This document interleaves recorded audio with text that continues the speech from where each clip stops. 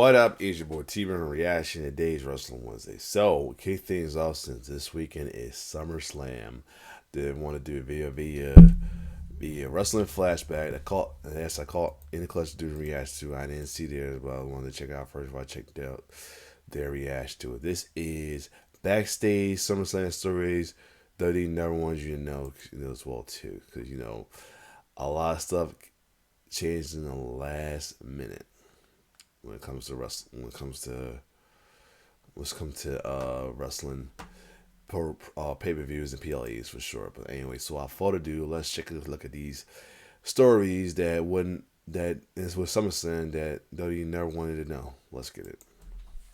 As one of WWE's biggest pay-per-views, SummerSlam piques fan interest every year, but sometimes the behind-the-scenes info and happenings can be just as interesting as the in-ring action. They didn't secure Brock until 5 p.m. that day. And you want to talk about pivoting, right? I was going to win 17. Then we secure Brock. And TR comes and said, I need to see it. We're switching the finish. To what? Roman over. Yep. And it switched right there. For this video, we'll be going back through the years to showcase numerous I had a low-key feeling that Steve was supposed to win. There's probably too many times that he's going to have Roman drop the belt. That was W1. I think also when at the day one pay-per-view, I think it was day one. I think Roman was supposed to drop it then, but he got COVID, so yeah. Stories, creative differences, booking changes, and backstage drama that took place during the biggest party of the summer. Everything that was supposed to happen is still coming out. There's awesome stuff that the writers have been working on tirelessly to have this perfect ending to SummerSlam that was good. Brock comes in at 6 p.m. and changes everything. And Vince was like, okay, we're going to go with Brock's idea. And it made everybody else look stupid but Brock. From punishments playing out on air, to talent not wanting to work with one another, all the way to a wrestler who refused to win. I think because of either Taker's hatred or Vince's hatred for Paige, they fucking hurt that match bad. It's one of my worst matches ever. We'll have all this and more today as we document behind-the-scenes stories from SummerSlam. Brett and Owen, they were right before us and went over by like 15, 20 minutes. Okay. We had 3 minutes to pay off the whole summer. I just remember the anger and the feel that I had. The 1999 SummerSlam was set to be headlined by Stone Cold, defending the WWF Championship against Triple H. Although these plans were thrown into disarray when Austin tore his PCL 2 weeks prior. He already had a bad neck at the time, but this new injury forced Steve to now wear 2 knee braces for the rest of his career. He hated those knee braces, but he had to wear them. Yeah, I was wondering why he wore like 2 knee braces at one point. Okay, so that explains that. Yep. Wow. He used to do, told me, he said, I hate these goddamn knee braces. I feel like every time I walk the ring, people are yelling, run, Forrest, run. Oh, my. The company still... And so, like, we was joking that on attitude, like, he walking like he had to go on poop. Probably walk like that for real with them braces, yo, but still. Had to get the belt off the Rattlesnake. So the match was changed to a 3-way featuring Mankind. You want to present that conflict, that match, in the most ideal scenario that you could possibly create. If you're going to showcase 2 great talents, as these 2 men are, then you want to do it in a singles match, Conrad, in my opinion, just as an old school wrestling guy. Mankind hadn't yet fully recovered from a knee injury of his own, but since Austin was hurt, Mick was drafted in ahead of schedule. In his second book, Foley is Good, the hardcore legend describes returning to the ring prematurely. Austin's injury put the SummerSlam main event in jeopardy. The WWF needed a miracle. Instead, they called me. In my heart, I knew I wasn't ready for a match of this magnitude. In my wallet, I knew this one match could make up for 2 months of missed work. The wallet won out over the heart, with my head helping out, convincing me that I could find a way through it. Austin, it was felt, would not be physically able to compete in the classic singles matchup that the situation called for. By making the match a 3-way dance, surely we could add enough intangibles to make it exciting. Hold on a second. I'm back. So yeah, I was thinking this is why that title run afterward was kind of another transitional championship. I get it now. But with a top star who could barely walk, and an addition whose butt cheeks were in 2 different zip codes, this match was going to be difficult to pull off. There was actually a realistic expectation it was going to suck. Triple H had been penciled in to win his first WWF title at SummerSlam, but this was switched at the 11th hour at the request of Stone Cold. Well, one of the things, the rumor and innuendo behind the scenes is that Austin wanted this to become a 3-way, because, they want to get the belt off of him. But allegedly, he didn't want to drop it to Hunter, but he had no problem dropping it to Foley. Do you remember hearing that? I don't think that Steve and or a lot of the agents at that time felt that Hunter was ready for the championship yet. When they heard that, just felt that he'll be ready someday, but he's not ready right now. Not with Steve. Steve wanted Mankind to pin him, thus allowing Foley to drop the belt the next night to Hunter. Yeah. This freed up the game to attack the Rattlesnake after the bell, which wrote Steve off TV to rest his injured knee. For me to become champion at SummerSlam, and it had been talked about for months. Wow. It went from being me and Steve in a single at SummerSlam to Austin having, he hurt his knee, and Steve felt that it would be easier to have a triple threat. I'll have to be honest, I didn't ask any questions. Wow. It seemed a little odd to me. And Mick was added to the fold, and Steve, said, I'll drop the title to Mick, and, you could take it the next night on Raw. It would have meant more for him to have won that first WWE Championship at SummerSlam, as opposed to winning it from Mankind at Raw. He got it!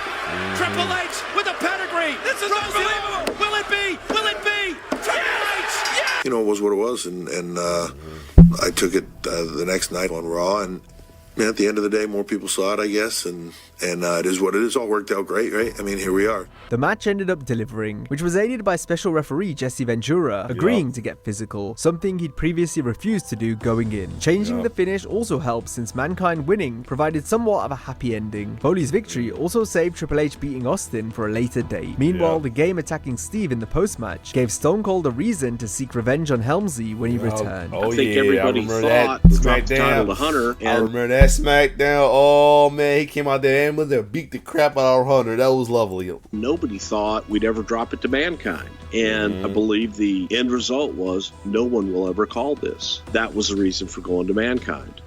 It was the swerve, bro. But I thought it was a good swerve. The shot on Hill. A double arm DDT on Austin. Mankind's got the leg hook. Can he? Yes. I think it's so important to good television. Bro, you got to keep the people off their feet. That's how you get must-see TV.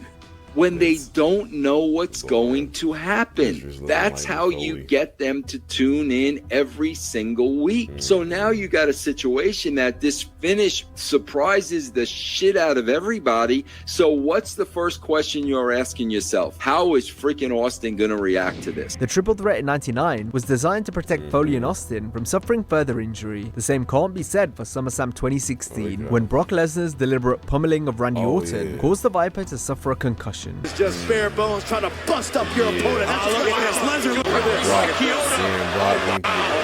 this. This was done by design and led to drama backstage, which has been discussed at great length, but someone with an interesting perspective on it all was the match's referee Mike Chioda. Besides Lesnar and Orton, very few people were clued in on what the finish would be, even the third man in the ring, Chioda, which was something Mike noted on the IRFB podcast. I mean, well, I knew Brock was going to go over, and I was talking to Randy pretty much all day, asking him questions on, hey, what do we got? What do we got? What do we got? And, getting back with Brock, and then Brock every once in a while was like, we're still putting everything together, and, just call it out there. Yeah, and Randy didn't know much all day, man. And when I talked to him, Randy was worried all day. He was real worried all day because he really didn't know what was going to go on. But at this point, Randy's covered up real fucking good because he doesn't know what's coming next, I believe. Right. So, and I didn't know what was going on either because he see me going over to Timekeeper like, what the fuck is Yep, Chioda had been with the company for 27 years by that point, so the Brock and Randy clash marked a unique first in the referee's career. Mike discussed the controversial ending while chatting to Maven Huffman. I didn't know.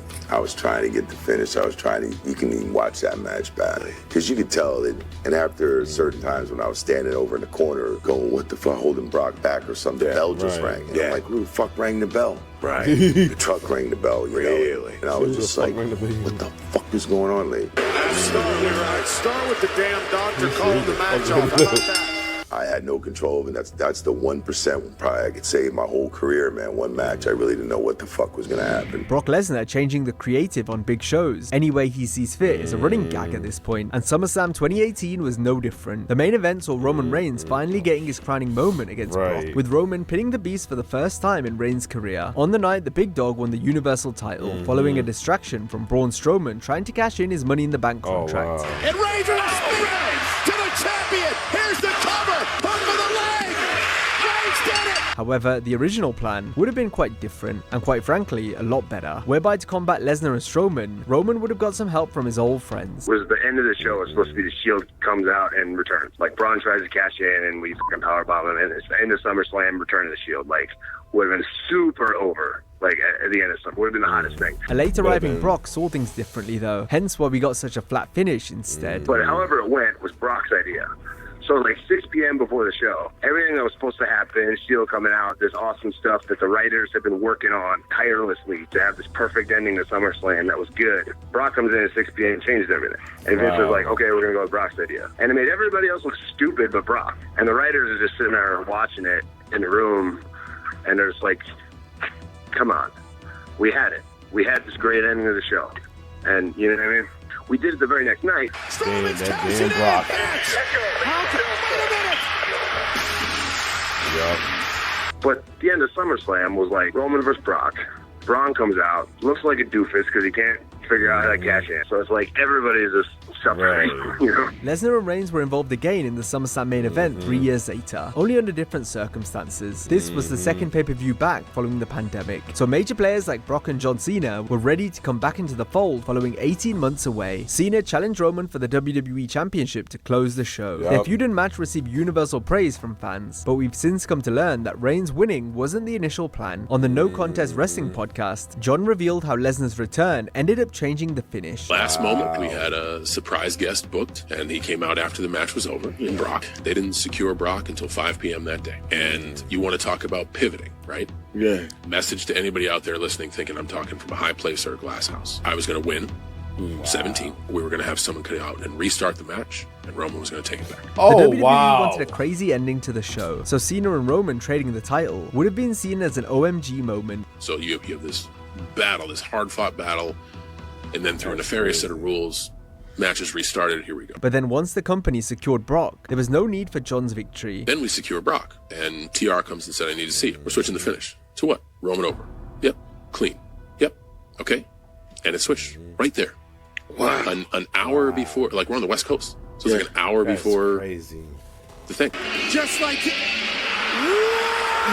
Yeah, I remember that from that's the day what's the name really crashed out. He's the one he really crashed out right there.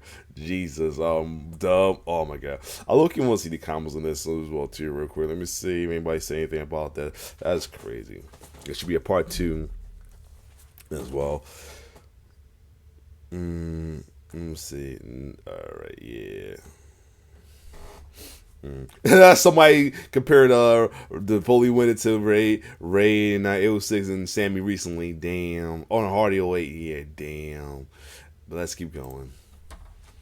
Oh my God, are you kidding me? In fact, Lesnar even beat up Cena when the show went off the air. So it happens to everyone. It happens from the top of the card down to the bottom. They will switch. They will cut your time. They will give you different creative. It happens all the time. Cena mentioned wrestlers getting their time cut in our last entry, and while this mostly happens to talent on the undercard, it can also happen to those in our main event. This was the case at SummerSlam 1994, when the final bout of the night saw The Undertaker face the fake Undertaker. This was the real Taker's return after being gone for half a year. The clash versus Ted DiBiase's Underfaker was supposed to be a lengthy mirror match, where the Takers started slowly, then traded moves until the Phenom ultimately overcame his imposter. But because the co-main event went much longer than planned, the Taker match was a glorified squash that was panned by fans and played out to no reaction from the Chicago crowd. This capacity crowd in awe. They don't know what quite to think. They're seeing two Undertakers. It was a case of the wrong match going on last, while the true main event stole the show in the undercard. Brett and Owen, they were right before us and went over by like 15, 20 minutes. Okay. We had 3 minutes to pay off the whole summer. And you're locked in. This I'm locked in. 94 times. Pay-per-views cutting off. You guys. Yes. Yeah. You know, they would give. I think they had like a 5-minute pad between our go home and going completely black. It's not a good feeling. My point to all that is, it's not a good feeling. I just remember the anger and the feel that I had. All the advertisements, everything was centered around one match. That was Undertaker versus Undertaker. And we had to lose like 15 minutes of that match because of this match. I just thought it was uncalled for. If someone had done that to Brett, I think Brett would have been very upset. The Taker vs Faker debacle drew crickets from the audience, unlike when the Phenom challenged JBL for the WWE Championship at SummerSlam 2004. The Toronto fans, however, weren't interested in the match itself. Rather, they entertained themselves by ignoring the action with a wave and chants for the Spanish announce table. WWE Championship match in the ring, and these fans are doing a wave while the people here are chanting Spanish table. One overzealous fan even went as far as to perform a run-in, not into the ring, but rather atop of JBL's limousine. This posed a problem since the limo had been gimmicked for the post-match angle. It was an important spot, especially since the finish of the bout was an anticlimactic DQ. However, Bradshaw was initially supposed to pin Taker per the Phenom's request. I was supposed to beat Undertaker in SummerSlam. And Undertaker said, "What do you want to do?" And I said, I don't know. He goes, "How about, Taker was willing to put me over, 1, 2, 3." I said, "Am I going to retire the next day?" And he said, "What do you mean?" And I said, "If I beat you, I'm no longer a heel." I said, "I'll tell everybody I beat the Undertaker." And I said, "If I beat you, I'm a badass. I'm not a heel." Yeah.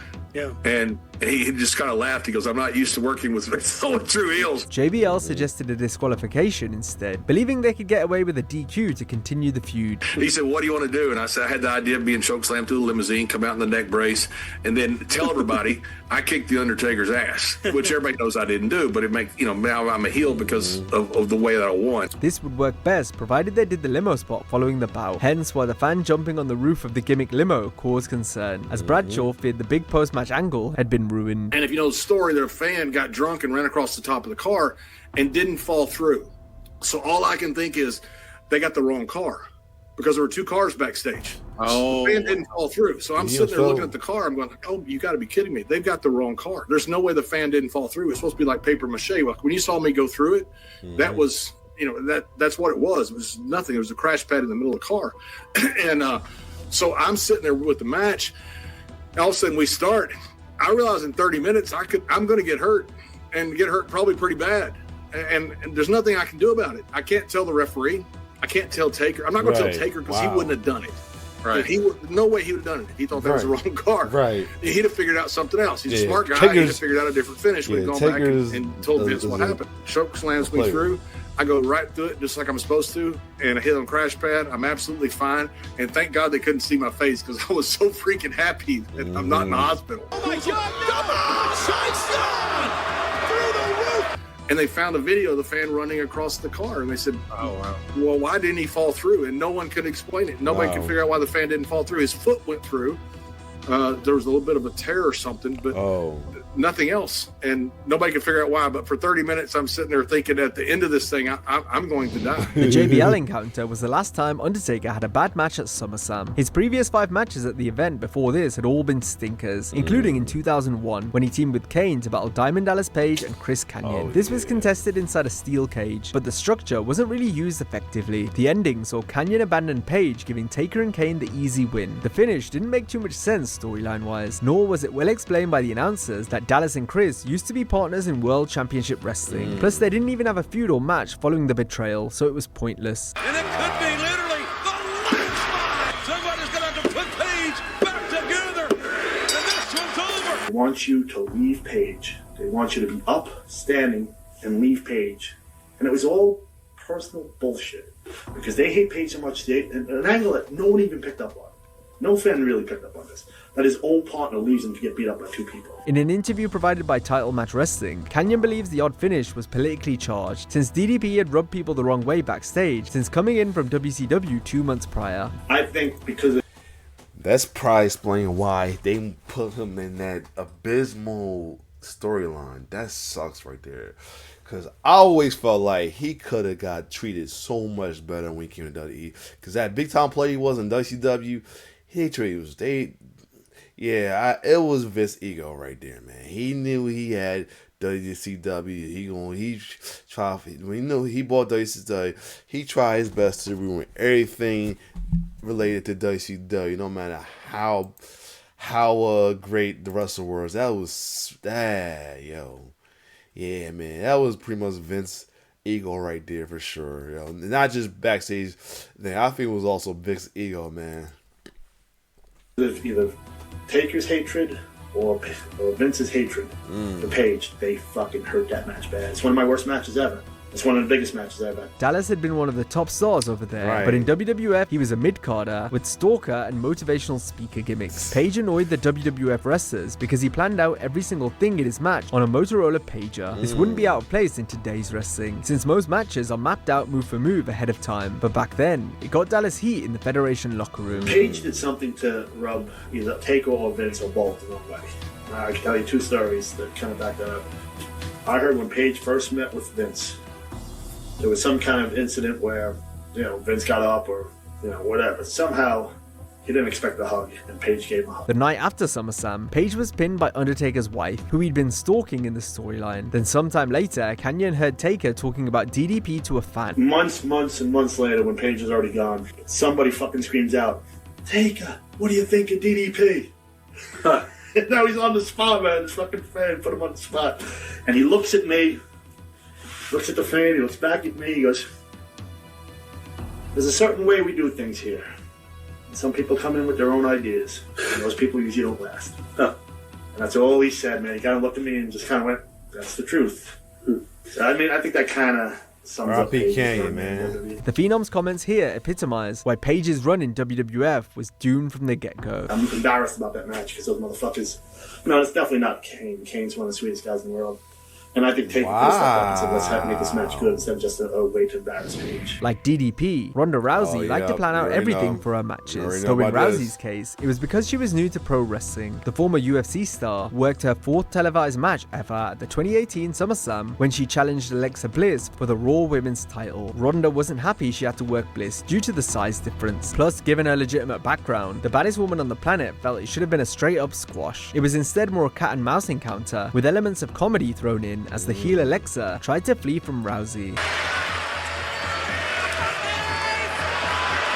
Ronda described the encounter in an interview with Ring the Bell. Well, at the time I was like, oh, well, maybe they're just trying to make me be a better wrestler and be able to sell for someone who's as big as my leg and make it convincing, and but really, it just came down to the fact that Vince didn't pay any attention to us and just looked at, oh, she sells the most merch. Ronda's hot right now. Put them together. And that was as much thought as he put into it. And so that started a long legacy of having to make, chicken shit into chicken salad.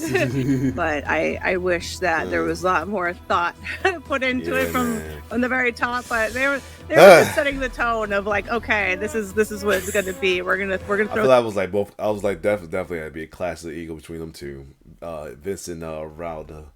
Well, yeah. Stuff at you without putting any thought into it, and you guys more have to put in the thought to make it work. Once Rousey got her hands on Bliss, it ended quickly. But looking back, Ronda feels she shouldn't have had to work a multiple match feud with Alexa in the first place. Ronda said as much on the Laps Fan podcast. The fact that they had me fighting Alexa Bliss at all was fucking ridiculous. But you want to know why they had me against Alexa Bliss? Yes. Because she had the most merch sales at the time. Right, exactly. On that side. What the fuck? That's your decision-making process? Now, if you enjoyed this video, be sure to check out our similar video on WWE promos that made wrestlers snap in real life. Hold on, did I react to that? If so, I gotta check that out.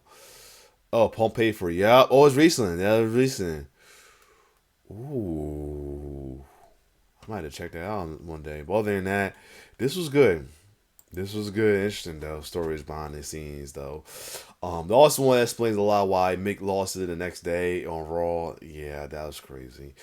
Poor Randy was poor Randy, and poor Kyoto, man. He didn't know what to do in that moment as well too. The Reigns Cena situation. Shout out to Reigns now because he semi face whatever, but at the same time. But the first one definitely, wow, damn typical Brock. Other ones like, it's low key typical Brock, but also add the whole, I feel Den Hill Tribal Chief run was getting crazy as well too. But again, it would have been a dark list because he was having him lose his back to Reina, so it didn't matter. The Taker one, I feel bad because that's as much as I feel like yes, the Taker versus Taker thing was a big marquee match, but that Owen versus Brett match, yeah, that definitely would have been a better main event as well too. The Taker JBL, thank God that they had the right limo. That's almost say, but that turned out to be the best. This other one actually turned out the best because it would have been like him being Taker would have been like they would give him they've been getting pops up boos, but that way he did kept him Howard because he at least JBL knows the game about being a face and heel and know how and around time when fans would slowly starting do what they want instead of like doing what they suppose they do when they want. So if you were the big Taker, he got a lot of respect and boos. So then again, I'm not sure because it could be either or, to be honest. And I feel like he played safe by having that DQ finish to keep him a chicken shit hill to have folks keep the heat going as well too. But other than that, cool video. If you like my reaction, like, share, subscribe to my YouTube channel. It's your boy T-Bear signing off. One love.